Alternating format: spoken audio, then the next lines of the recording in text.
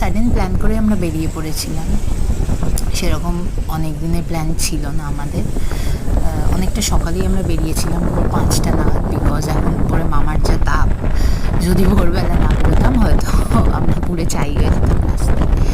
So সবাই দেখতেই পাচ্ছ এখানে খুব সুন্দর একদম সবুজ চারিদিকে। তো সেই গ্রিনারিজগুলো এনজয় করতে করতে আমরা পৌঁছে গেছিলাম। আর এখানে সানরাইজও হচ্ছিল, সেটাও আমরা দেখেছি রাস্তাতে। আর তারপর ওখানে গিয়ে তো আলাদাই খুব ভালো একটা রিসর্টও আমরা পেয়েছিলাম। তো এই যে সানরাইজের ক্লিপটা, তো আরও অনেক আপডেট আসছে। আমরা কোন রিসর্টে ছিলাম, কেমন খাওয়া দাওয়া, তার প্রাইসিং কেমন, সবই তোমাদের সাথে শেয়ার করবো। So stay tuned.